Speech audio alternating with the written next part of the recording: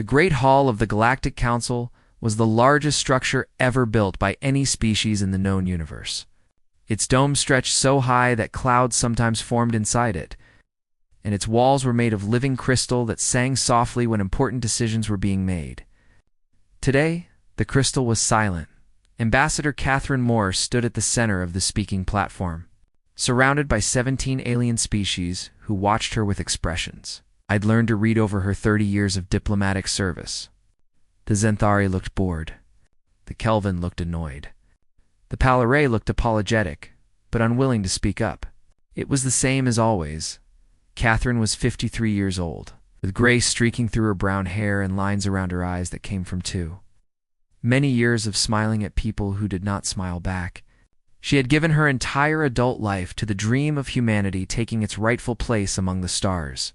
Today, she was beginning to wonder if that dream had been a mistake.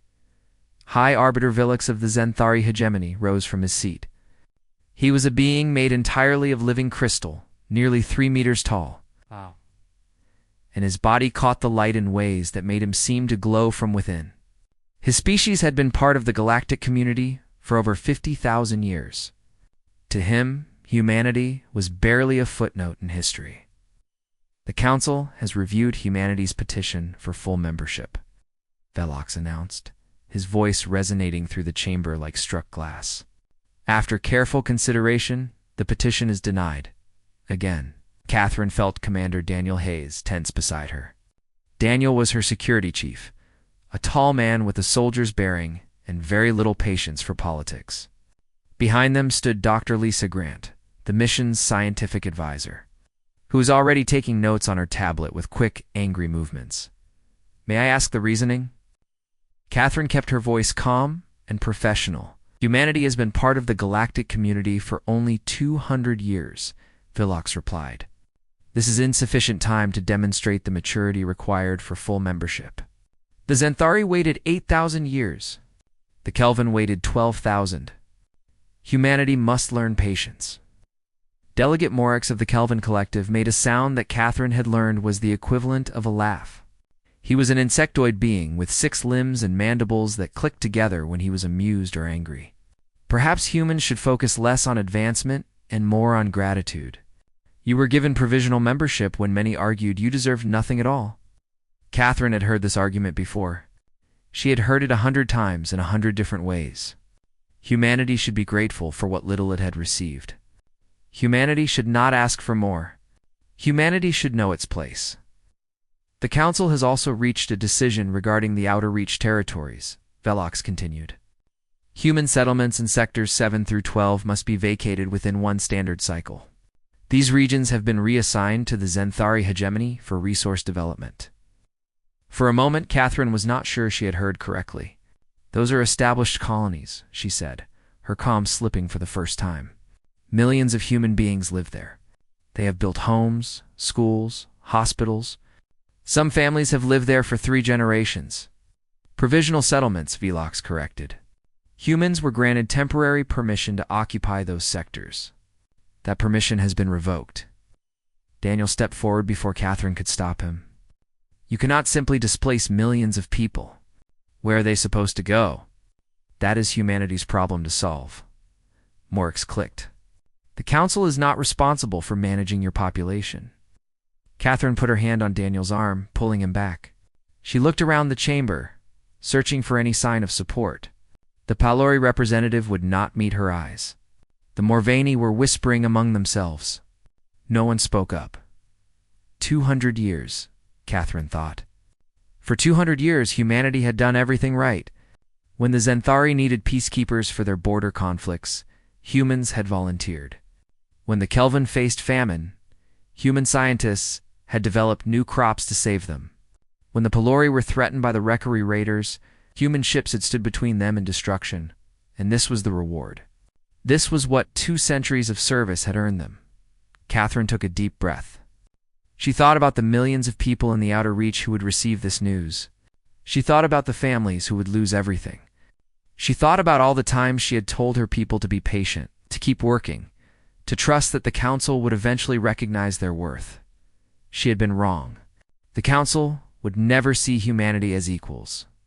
No amount of patience or service would change that. The only thing that would change it was if humanity stopped asking for respect and started demanding it. I understand, Catherine said quietly. Then she straightened her shoulders and spoke in a clear, carrying voice. In that case, humanity formally withdraws from the Galactic Council, effective immediately. The chamber fell silent. Even the living crystal in the walls seemed to hold its breath. Ambassador Moore Vlock said slowly, "Perhaps you should consider your words more carefully." "I've considered them very carefully, High Arbiter. For 30 years, I have chosen my words with extreme care, always hoping that the right words would make the Council see us differently. I was wrong." Catherine turned to Lisa.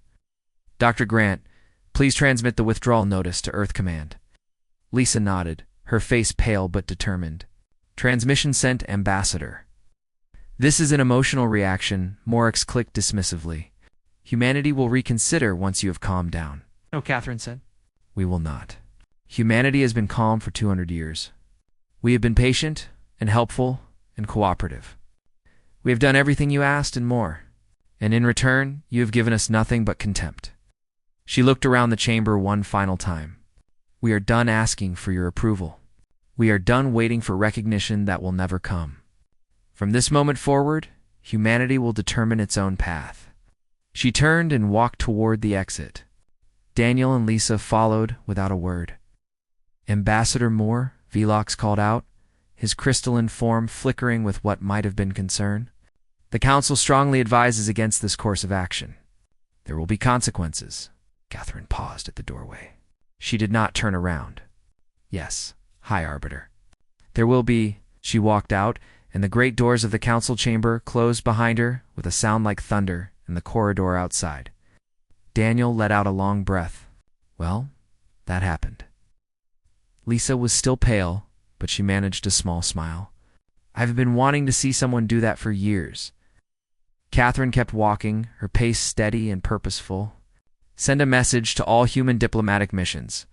They are to cease operations and return to Earth space. Send another message to our military commanders. All peacekeeping forces are to withdraw immediately." "Ma'am," Daniel said carefully, "are you sure about this? Once we start pulling out, there is no going back." Catherine finally stopped walking. She turned to face her team, and for the first time, they saw something new in her eyes. Not anger, not sadness, but a cold and quiet determination that was more frightening than any rage. "For 200 years, we have been showing them who we are when we want their approval," she said. "Now they are going to see who we are when we stop caring what they think." She resumed walking, and her team followed, leaving the Galactic Council behind forever. The first sign that something had changed came 3 weeks after Ambassador Catherine Moore walked out of the Council chamber. It started with a simple distress call in the Meridian shipping lanes, one of the busiest trade routes in the galaxy, the Xanthari cargo vessel Crystalline. Dawn had suffered a catastrophic engine failure. Its power systems were failing, life support was running low, and 200 crew members were slowly freezing to death in the cold emptiness of space. The captain sent out emergency signals on all frequencies. Following standard galactic protocol, the closest vessel to receive the signal was a human freighter called the Starbound Pioneer. Its captain was a 60-year-old spacer named Henry Cole, a man who had spent his entire life hauling cargo between stars and had seen just about everything the galaxy had to offer. Henry received the distress call on his bridge.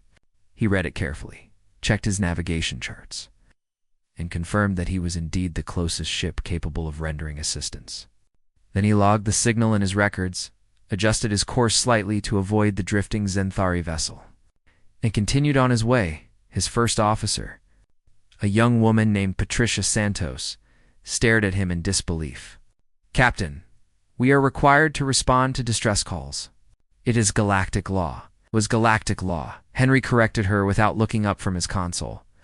"Humanity withdrew from the Galactic Council 3 weeks ago. We are no longer bound by their treaties, their laws, or their expectations. That includes the mutual aid conventions, but people will die." Henry finally looked at her. His eyes were tired, but not cruel. "Yes, They will, and I am sorry for that. But I spent 40 years of my life helping people who never once said thank you. I rescued Xanthari ships. I delivered medicine to Kelvin colonies. I did everything right, and they still treated me like I was something they scraped off their boot. He turned back to his controls. Let them call someone else. The Crystalline Dawn was eventually rescued by a Polari medical ship that happened to be passing through the sector. By then, 17 crew members had died from exposure. The incident was reported to the Galactic Council as an act of human cruelty, but it was only the beginning. On the planet Carrick 7, a Kelvin agricultural colony had grown dependent on crops developed by human scientists. The plants had been genetically modified to thrive in the planet's harsh soil, and they had saved the colony from starvation 10 years earlier. The Kelvin had never properly thanked the humans who created them. They had simply expected the humans to continue maintaining the crops. Forever, Dr. Nathan Price was the scientist who had developed those crops. He was a quiet man in his 50s, more comfortable with plants than people, and he had spent a decade living among the Kelvin, working tirelessly to keep their food supply stable. In all that time, not one Kelvin had ever invited him to dinner or asked about his family back on Earth. When news of the withdrawal reached him, Nathan did not pack his bags immediately.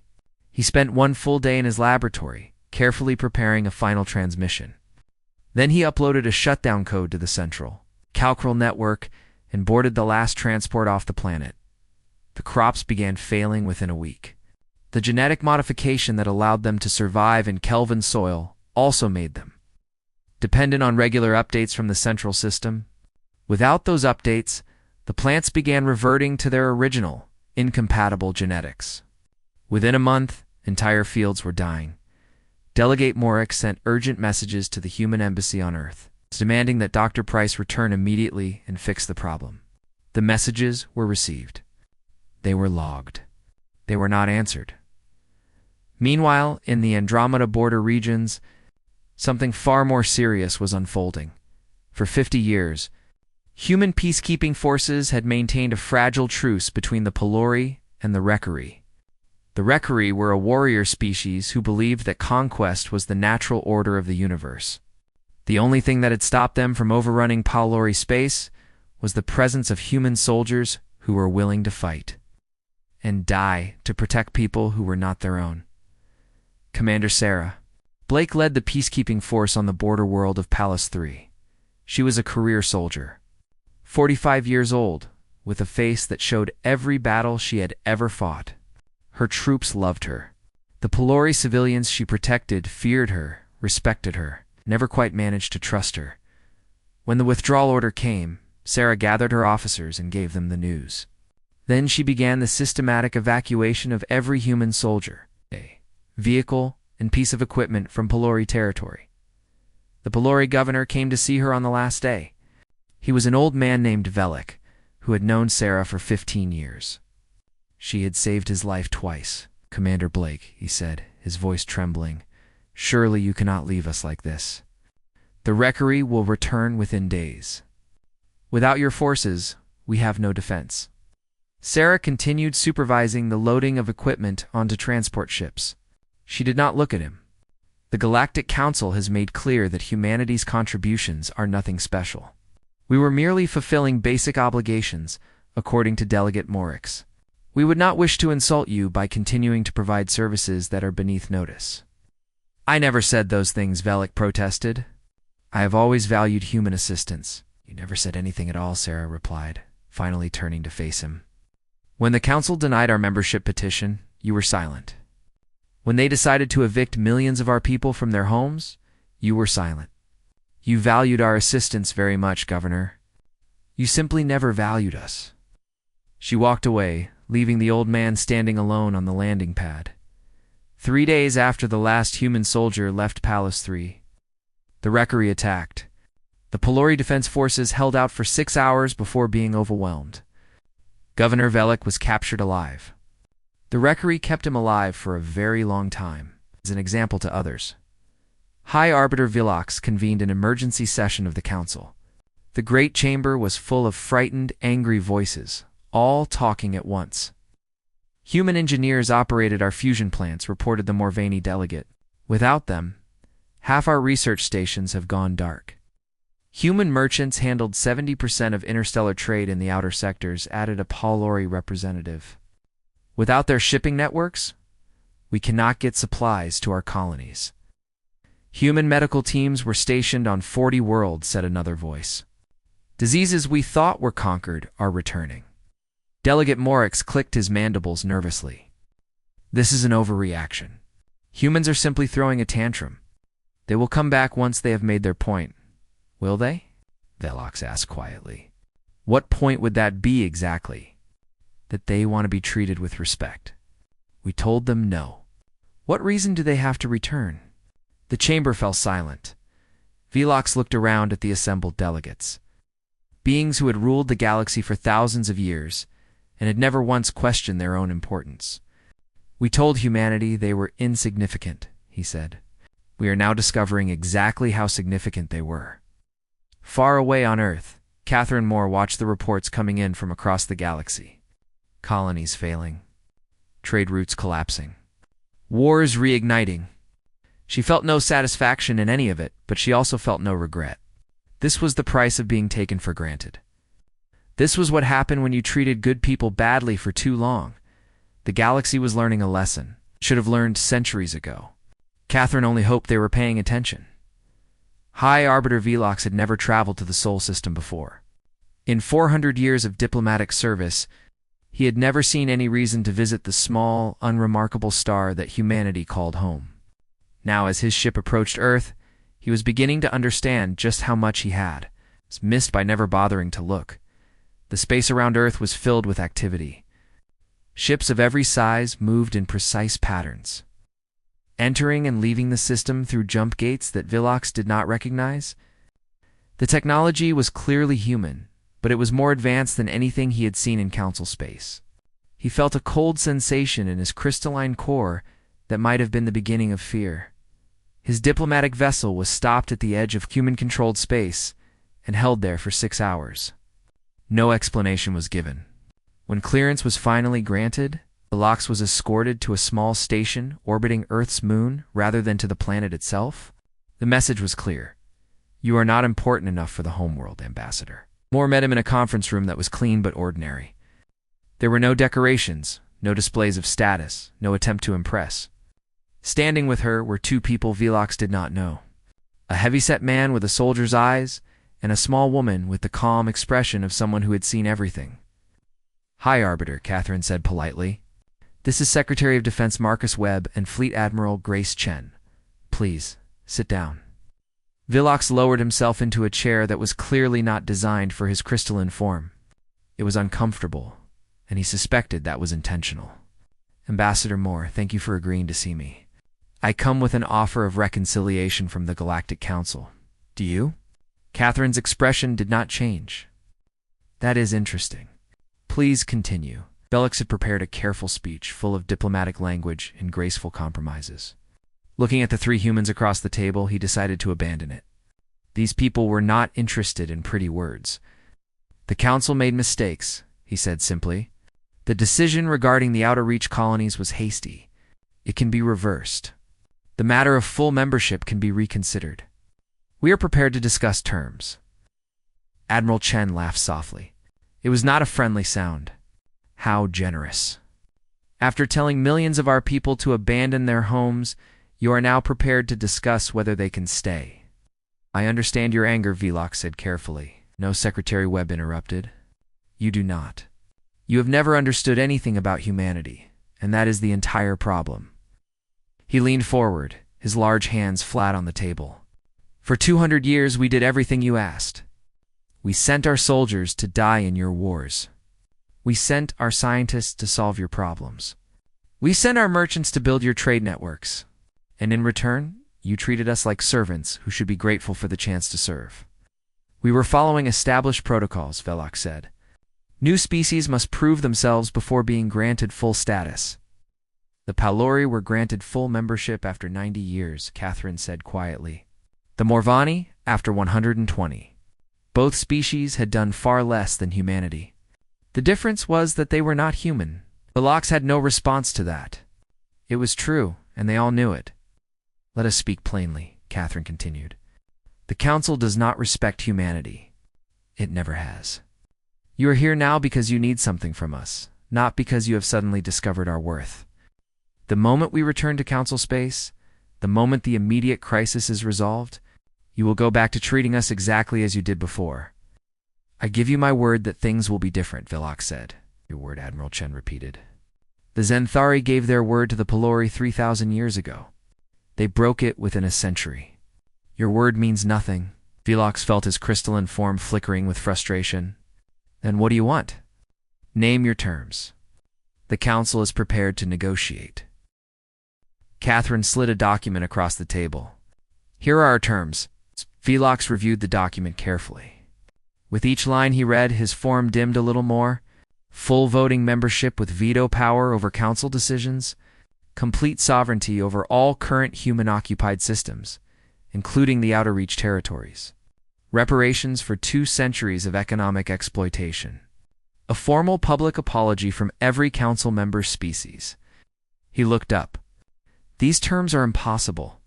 The Council will never agree. We know, Catherine said simply. For a long moment, Villox stared at her. Then understanding began to dawn. You do not want reconciliation. You never did. We want to be left alone, Catherine replied. For 200 years, we wanted to be part of your community. We wanted to be accepted. We wanted to belong. That is no longer true. She stood, and Webb and Chen stood with her. Humanity has discovered that we do not need the Galactic Council. We never did. The Council needed us, but it was too arrogant to realize it. If humanity remains isolated, there will be consequences, Villox said, rising as well. The galaxy is a dangerous place. Species that stand alone do not survive. Catherine smiled, and for the first time Villox saw something dangerous in her eyes. We are counting on it. What do you mean? I mean that for 200 years we were helpful and cooperative because we thought that was the path to acceptance. We were wrong. Now we will try a different approach. She walked toward the door. Return to the Council, High Arbiter.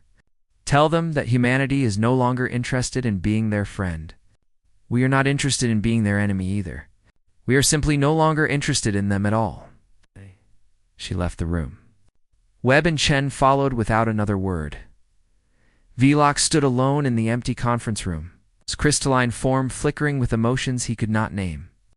He had come expecting to negotiate from a position of strength.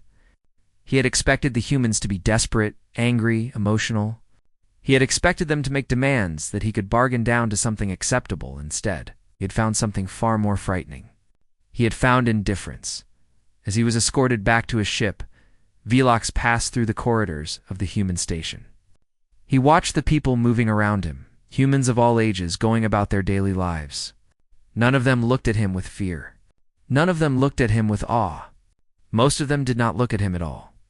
For 400 years, Villox had been one of the most powerful beings in the galaxy. Species had trembled at his approach. Delegates had begged for his favor.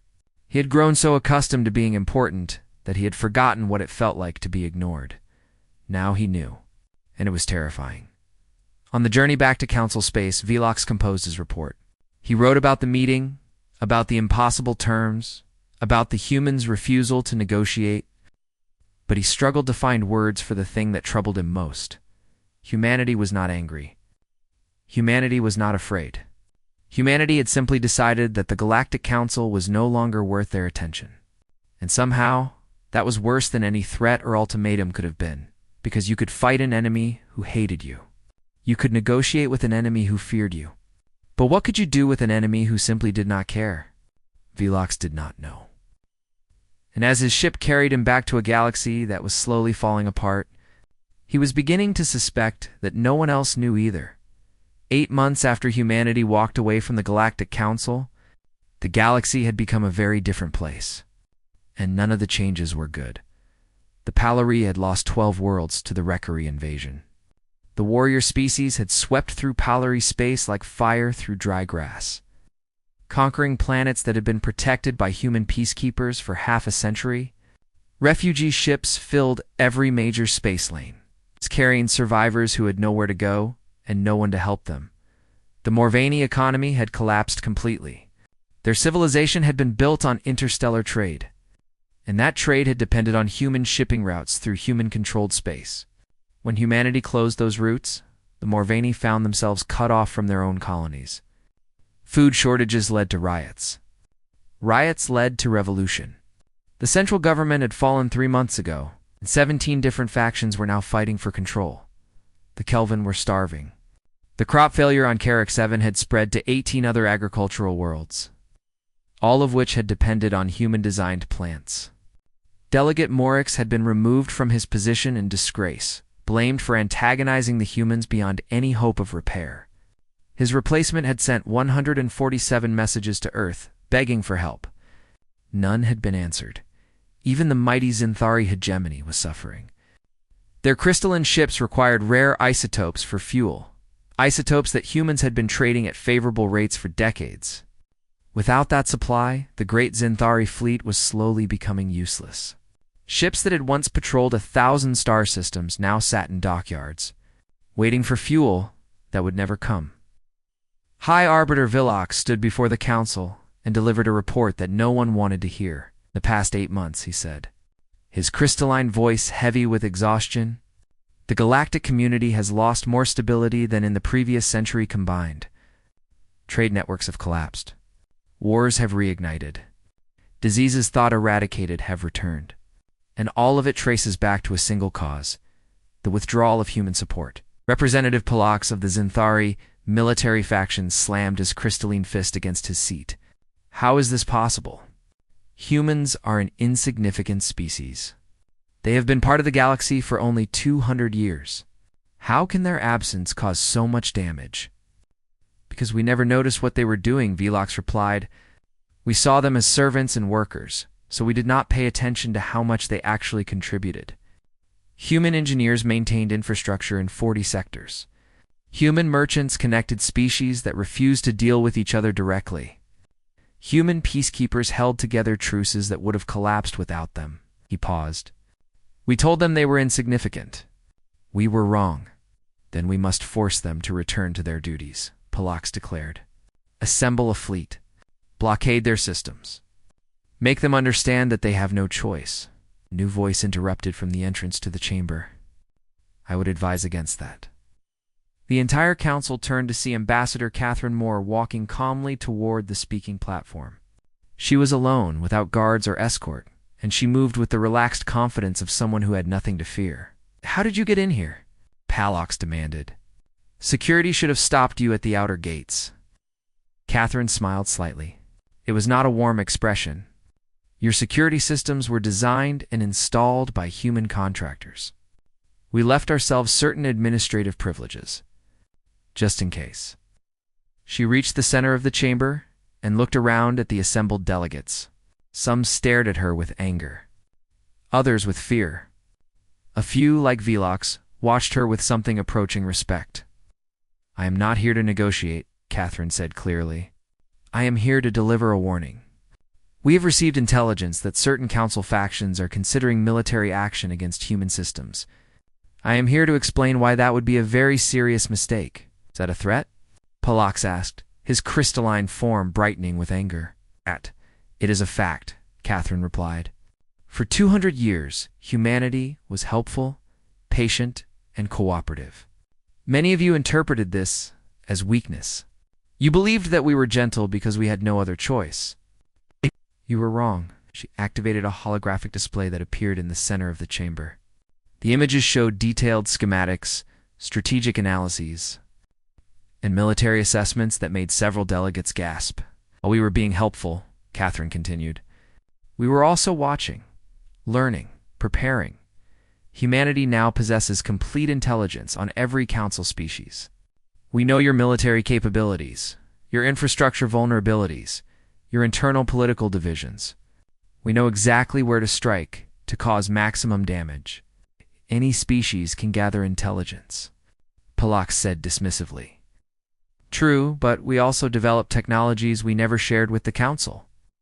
The display changed, showing weapon systems and ship designs that no one in the chamber recognized. Human engineers are very good at their work. You know this because you used them to maintain your own systems. What you did not know is that they were even better when they were working for themselves. The chamber was completely silent. Catherine deactivated the display. We do not want war.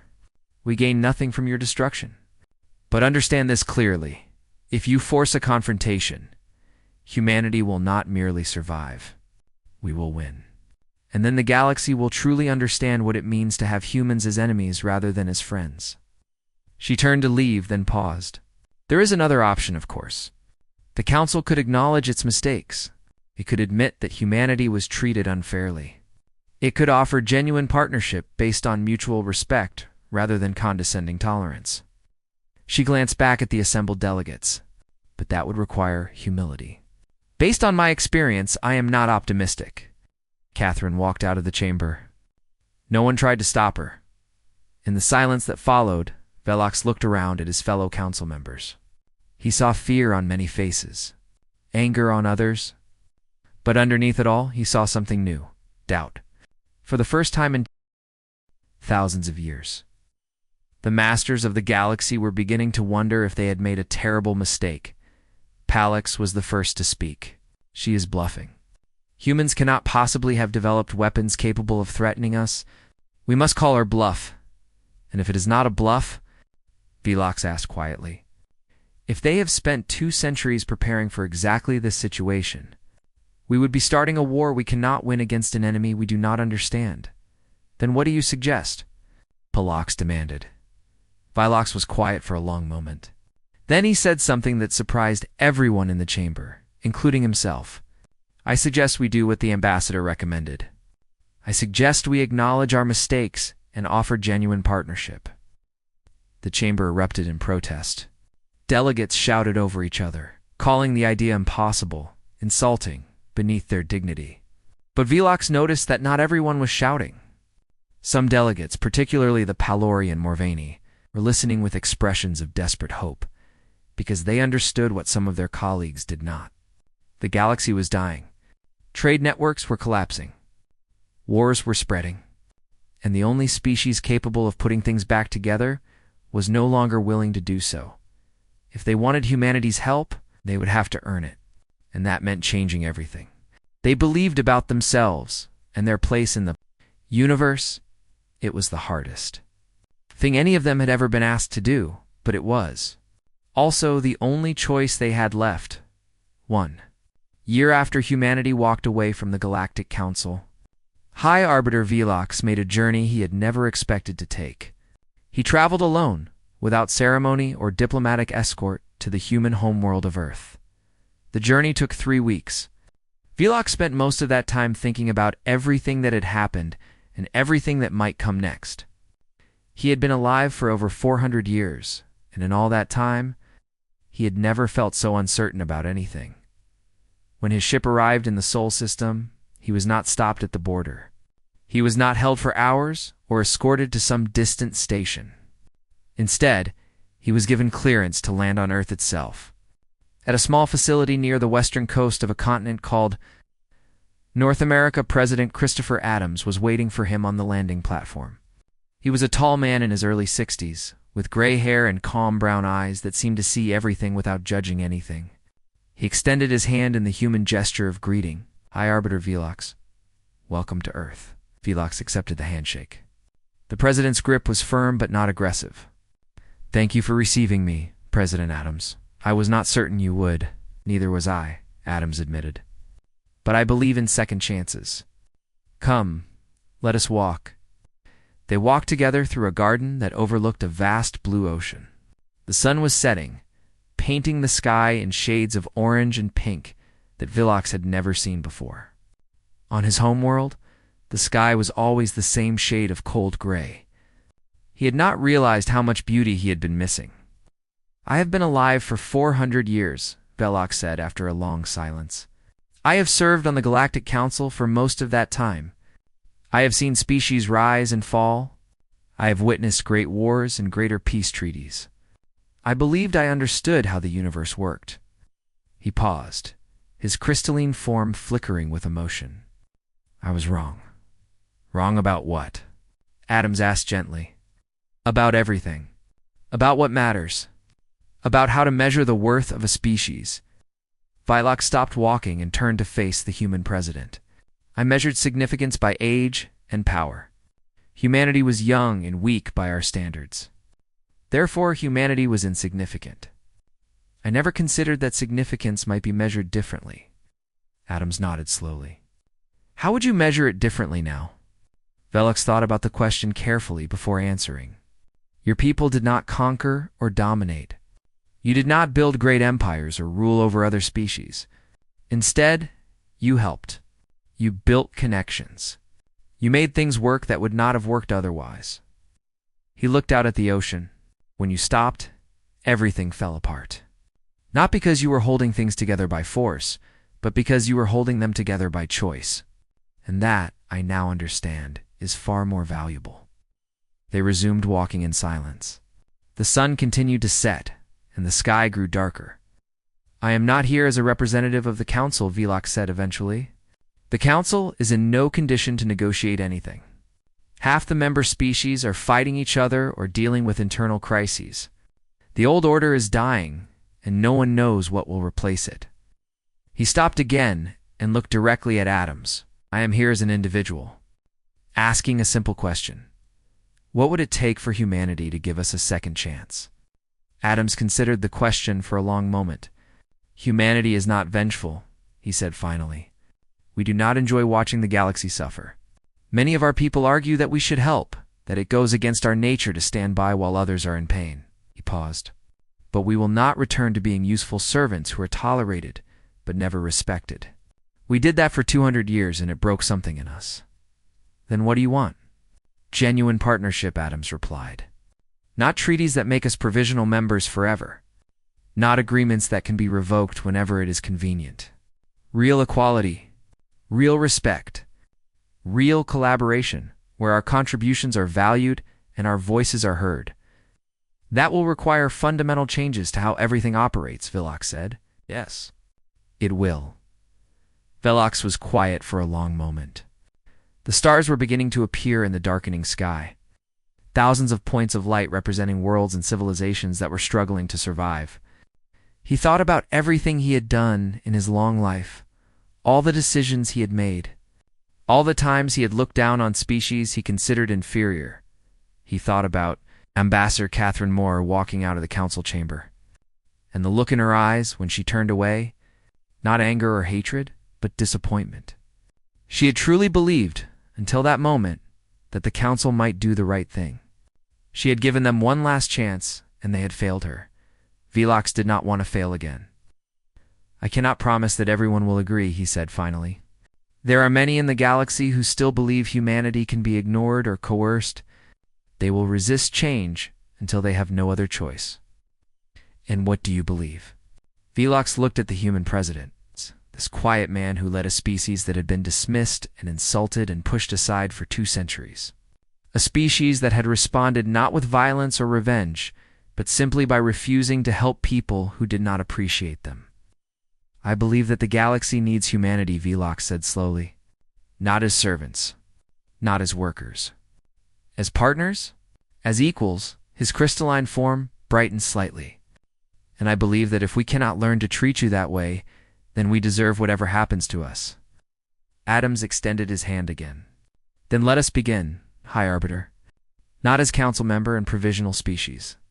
Not as superior and inferior. Just as 2 people who want to build something better. Velox took his hand. It was a small gesture. 2 individuals agreeing to try. But small gestures were how great changes began. In the months that followed, things did begin to change. Slowly, painfully, with many setbacks and disappointments, some council species embraced reform. Others resisted and found themselves isolated as new alliances formed around new principles. The old order died, and something new and uncertain grew in its place. Humanity did not return to its former role of helpful servants working for approval. Instead, humans became partners and collaborators and sometimes leaders. Not because they demanded power, but because others finally recognized what they had to offer. Catherine Moore, who had walked out of the council chamber a year earlier, was elected as the first human high counselor. On the day she took her seat, she looked out at the assembled delegates and saw something different in their faces. Respect. Genuine respect. Earned over centuries and finally acknowledged, she thought about everything that had happened to bring them to this moment. All the pain and disappointment, all the times she had wanted to give up, all the times she had wondered if humanity would ever be seen as equal. Sometimes, she realized, you had to walk away before people understood your value. Sometimes you had to let things fall apart before they could be rebuilt properly. Sometimes, the strongest thing you could do was simply refuse to participate in a system that did not deserve you. The galaxy that emerged from the crisis was different from the one that had existed before. More equal, more cooperative, more resilient. It was not perfect, and there were still conflicts and problems and disagreements. But it was better. And it was built on a foundation of genuine respect rather than condescending tolerance. Catherine allowed herself a small smile as she called the new council to order. They had walked away. And against all odds, it had worked. The galaxy would never forget the lesson humanity had taught them, that sometimes the people you take for granted are the ones holding everything together. And when they leave, you finally understand what you have lost. But more importantly, you understand what you might still build together, if only you have the wisdom to try.